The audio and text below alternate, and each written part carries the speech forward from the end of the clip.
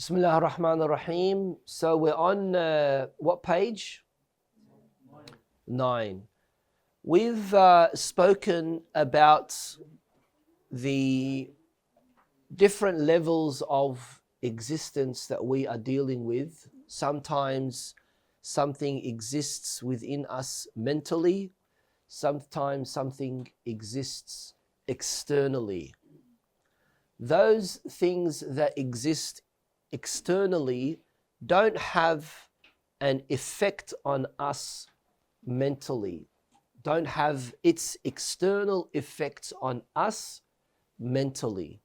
That's why we call it al-wujud al-khariji and al-wujud al-dhihni, mental existence and external existence. Mathalan, when you have fire, what is the natural effect of fire? Burning. Heat, burning.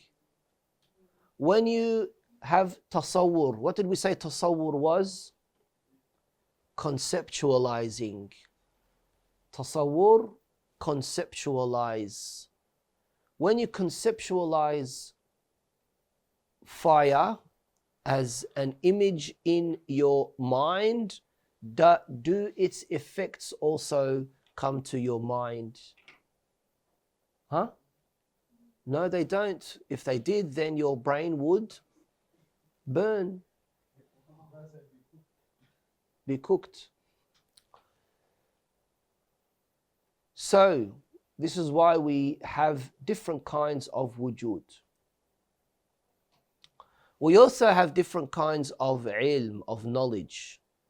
And if you remember, I said that there's a special field that deals with knowledge of knowledge, or the science of knowledge, and that is called epistemology, or nadhariyatul ma'rifah. And in epistemology, it speaks about the justification of knowledge and how you are able to understand knowledge. In epistemology, one of the things that they study is also the different types of knowledge that you have. There's a difference between you knowing that 5 plus 5 equals 10 and you knowing a language and you knowing that you hate someone. Knowing a language is something that you have acquired. It comes through acquisition. It comes through you learning. Whereas knowing that you hate someone is an internal feeling present within yourself that you can do absolutely nothing about. And it never lies as well. If you are hungry, your body mechanism is not lying to you that you are hungry. You really are hungry. Verbally, you can say, I am not hungry. But in reality, because it's present within yourself, it's never wrong. But with language, you can come up with a mumbo jumbo kind of language and say something, right, that makes absolutely no sense. Like when we fake speaking French, مثلا, or another language, le, je, toi, le, bonjour, je m'appelle, je t'aime. What does je t'aime mean? Huh? What? What does your term mean? Van Damme? Jean-Claude Van Damme. Yeah, that's also French. What does that mean? So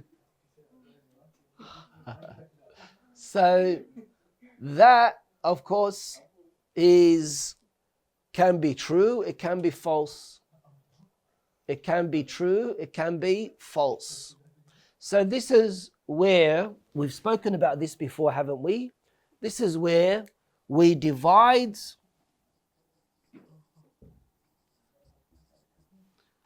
al-ilm into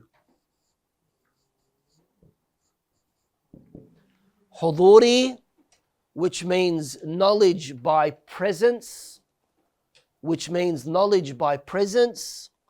and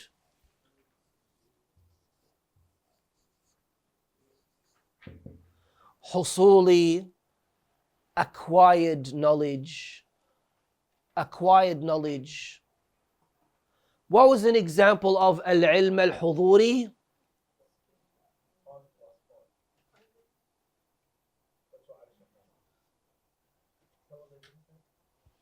What was an example of al-ilm al-huduri? Language. Who said language? Abbas. Very good. Al-ilm al-huduri, language. I said that ilm is something present within you that can never lie. Whereas with language, you can lie that you know a language. Right? Huh? What? What? Your senses. Are your senses right all the time? Yes. Very good. Very good, mashallah. Alaykum. What's that? Is that, can you see that wobbling? No, you're doing it wrong. I'm doing it wrong, aren't I? All right. If I had a cup of water, I put it in the water, would you see it straight or would you see it broken? Broken. It's your senses. It's your senses. Or for example, if you're driving down the highway, if you're driving down the highway and you see another car driving next to you, the wheels on the bus go round and round. The wheels there, is it going forward or is it going backwards? But what do you see it as? Backwards. Normal people, other than Ali, would see it going backward usually, right? Another example is Chinese whispers. And of course, that's a very racist expression, by the way.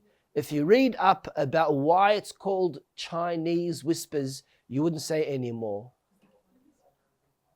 Right? So, senses make many mistakes. So senses can't be huduri. Because al-ilm al-huduri is knowledge that is present within yourself, that is integrated within you, that no one has taught you. No one has taught you. Abbas, what's an example for that? Or you're still going to say language? Hungry, thank you. Or loving, or hating, or you knowing that you exist, right? Or you knowing that you exist, you loving something or someone, or you hating something or someone. That's within yourself. That's true, right? That's al-ilm al-huduri. Al-ilm al-husuli, of course, there's different types of al-ilm al-husuli, right? But al-ilm al-husuli is knowledge that you have acquired, either through your learning process, which is, what do you use for your learning process? What do you use for your learning process in acquiring knowledge? What do you use? Your 5 senses. Your senses you use, ya dhaki.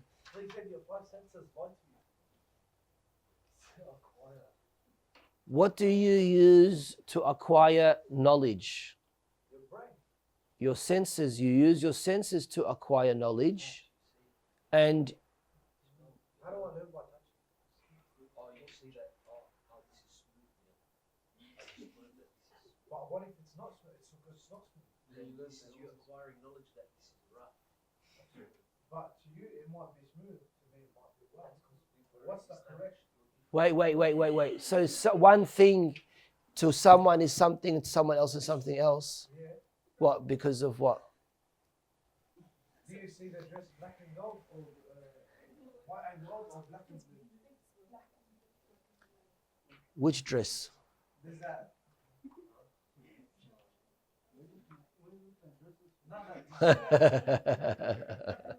Ali, pay attention, please. Senses, when you go to your job site and you see a a'waj frame, a crooked frame. Okay. When you see a crooked frame, the frame, pay attention. The frame, all right, is crooked. That's it, it's crooked, or it's straight. What are you using to acquire that knowledge? No, your eyes, ya a'ma. Your eyes, you are using your senses. What's that? You are using listening. You are using your senses to acquire knowledge. Now, what tells you that that knowledge that you have acquired is right or wrong? Either someone else or your aql, right? So that's why I said there are different levels, different ways of acquiring knowledge. One way is by senses, your senses. That's why they say, Man faqada hissan faqad faqada ilma. If you lose one sense, you've lost a whole category of knowledge, right? Another way of acquiring knowledge is through your rational deduction, through your aql, through reason, right? And here there's a third way, there's another way, and that is through your khayal, through your perceiving of imagination, unicorn kind of things, Harry Potter kind of things, right? Sorry to insult your spiritual leader, right? It's haram to watch Harry Potter anyway, so why are you watching it? It's all black magic. Ya Allah. Okay. We're listening. Yalla Abbas, start reading.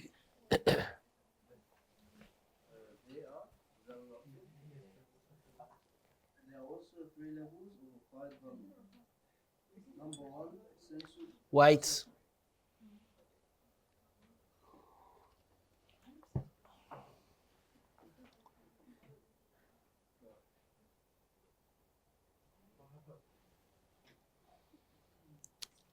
That's blue and brown, isn't it?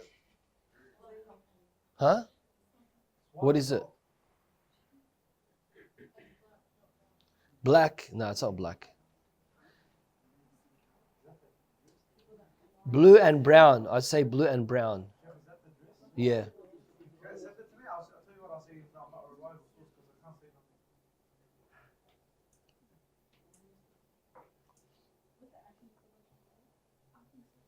All right, start reading. Can we leave the dress alone, please? I don't know why you guys came up with this dress thing.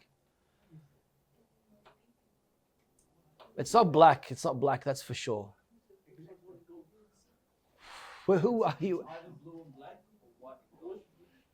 It's blue and brown. It's not black. All right, can we focus on the text, please? Start reading, Abbas. There are three levels of applied knowledge. Number one, sensual perception. This is the presence of the sensual and material form of things in the mind when experienced by one of the five senses. Okay, al-idrak al-hissi, right? So, we've understood what al-ilm al-huduri means and al-ilm al-husuli, what that means. We understand them. Now, with al-ilm al-husuli, with acquired knowledge, there are different types of acquired knowledge. With al-ilm al-husuli, there are different types of al-ilm al-husuli. Number one is al-idrak al-hissi, sensual perception, perceiving things via your senses. Number two is al-idrak al-khayali, perceiving things through your imagination. And number three is al-idrak al-aqli, rational perception. Read that again, please. There are also three levels of applied knowledge. Number one, sensual perception. This is the perception of the sensual and material form of things in the mind when experienced via one of the five senses. Number two, imaginative perception.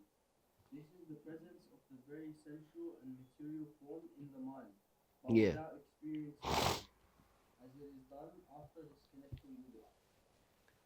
An example for this is when a person imagines a picture of people or things that he has previously seen. Okay. What does it mean here by and it is done after disconnecting with it? So you remember someone that you met 15 years ago. You are visualizing that person in your mind. This is called khayal, right? This is called khayal.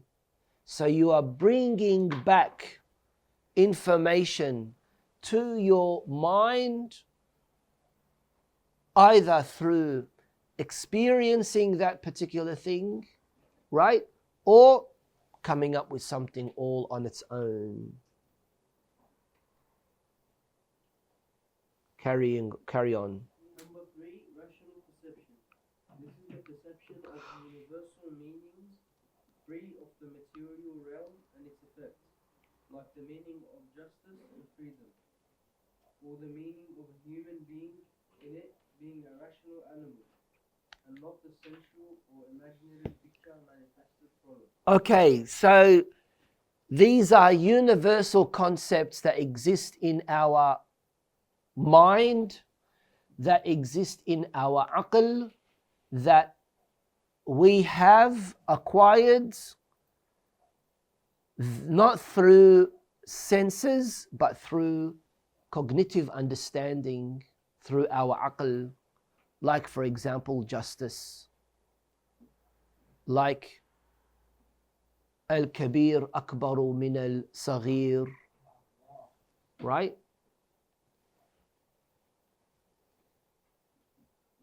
What was another example? Or a human being, a rational animal. Al-insan, as we say in Arabic, al-insan haywanun natiq. Did you say bahima? Al-insan haywanun natiq. What does natiq mean? Natiq here doesn't mean speaking. Natiq means rational. Yani has capability of rationalizing, because we are among the living entities. That's why we are among the species of al-hayawan. In Arabic, even in Arabic, as the Quran verse in the Quran says, al-dar al-akhirah lahiyal hayawan. What does that mean? The dar al-akhirah is the animal. Ahsant, life. Because it comes from the word hay, and hay means living, right?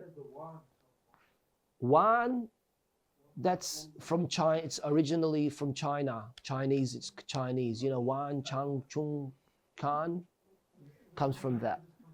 So, yeah, sorry, yeah, you're right. That was racist as well, wasn't it? So, al-insan hayawanun natiq. What distinguishes you from other living entities?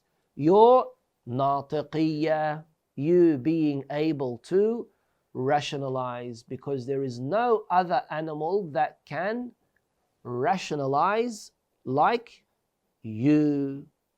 Okay? Rational perception is divided into two parts. We will take that in our next daris. Walhamdulillahi Rabbil Alameen.